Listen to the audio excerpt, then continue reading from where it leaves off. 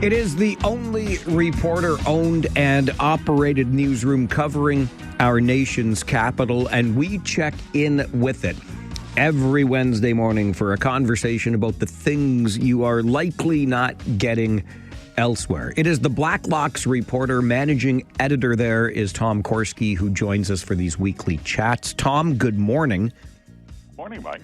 I always thought in our nation's capital, it was the Rideau Canal that was the be-all and end-all for winter ice skating. But apparently the Governor General thinks we need an ice skating pavilion of her own? And cooked up the strangest way to pay for it.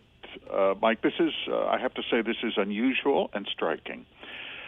The Governor General and her husband decided they wanted to install an ice skating pavilion at Rideau Hall at a cost of $4 to $8 million.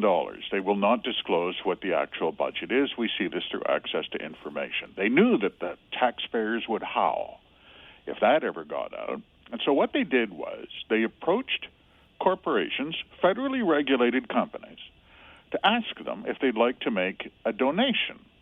And if you made a donation to build this vanity project, you would be rewarded with a commemorative photograph and perhaps an autographed letter and perhaps a visit to VIP invitation to Rideau Hall.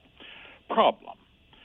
They knew that that wasn't enough inducement, so they offered them a charitable tax credit. I'm serious.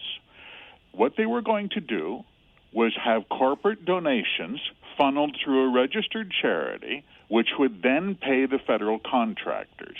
We cannot get any clear answer on whether anyone even talked to the Canada Revenue Agency as to whether this is on the level. It happened. At least $350,000 from a federally regulated company was funneled through the charity to manufacture a credit and then pay a federal contractor. This is the strangest project and the oddest way of financing it.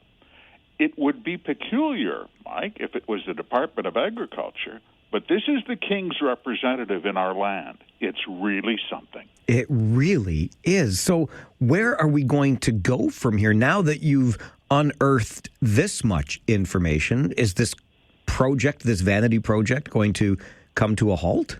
Well, they've so far taken the third of $1 million from Power Corporation to install an artificial ice system. The contractor's been paid, sole source contractor. Everyone's happy. But this is up to MPs. I mean, there are numerous Commons committees that have scrutinized peculiar spending at Rideau Hall in the past. And our question is always, I get it. For some reason, they wanted this pet project. You remember the Parliament Hill Rink of Dreams in 2017 that cost $8 million?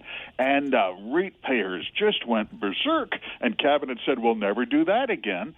And so they knew that they were, but this is bizarre, secret deals and finances. They're a huge mistake, though. They put it in black and white.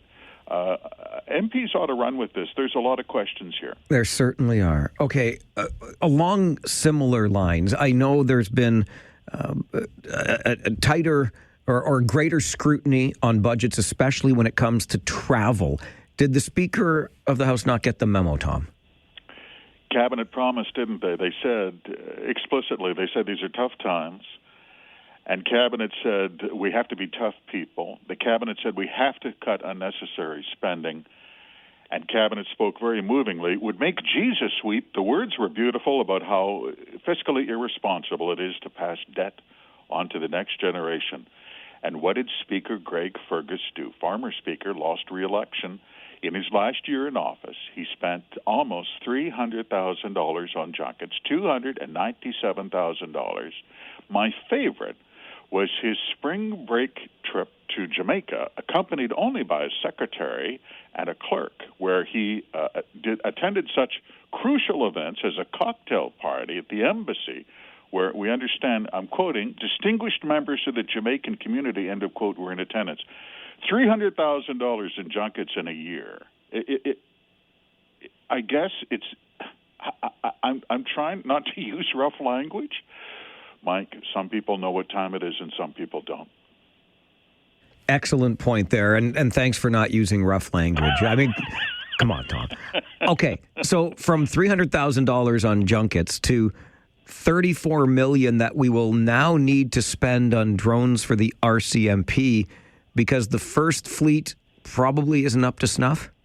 Inexplicable. If the county school board did this, you would say, well, okay, they were busy with their volunteers. What do you expect? This was the nation's foremost federal policing agency. What did they do? They wanted to buy a drone fleet.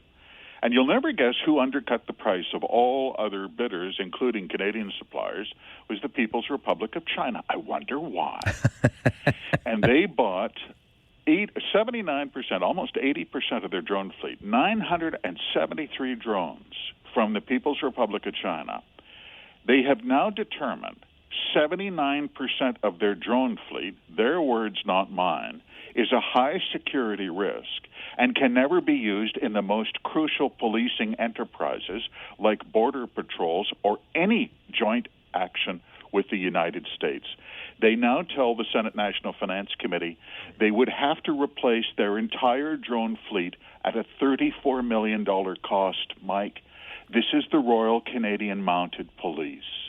And no one thought this was a bad idea. I guess it was spring break in Jamaica. Honestly. Okay, last week we had a discussion about Prime Minister Carney's holdings in Brookfield, and I think made a very solid case for just divesting yourself of all of it, removing any possibility of a conflict of interest being present. Have we made any progress on that front, Tom? Not as far as the Prime Minister is concerned, but other MPs think it's a great idea. Like a meteor crashing to Earth, you can see this thing coming through the stratosphere at a mile a minute. For some reason, the Prime Minister doesn't see it. What happened? The Commons Ethics Committee, by unanimous vote, sent up a report to the House of Commons, said it's time to rewrite the Conflict of Interest Act to fill all the Carney loopholes. And that's exactly what they're going to do.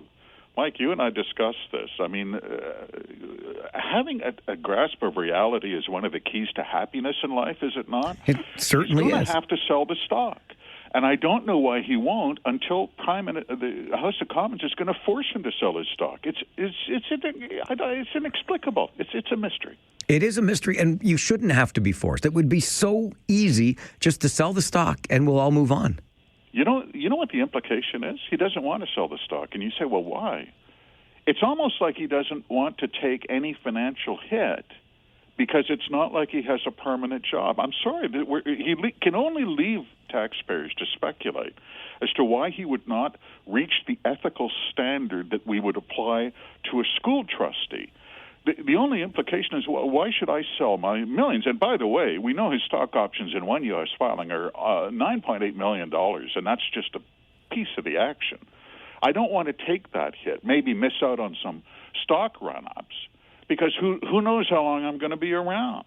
Anyway, he's going to have to anyway. It's funny, politics is hard.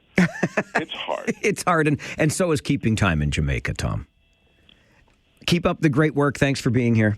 Thank you, Mike. Tom Korski, managing editor at the Blacklocks Reporter, joins us Wednesday mornings at 10 to give us a little insight into the work being done by the only reporter-owned and operated newsroom covering our nation's capital.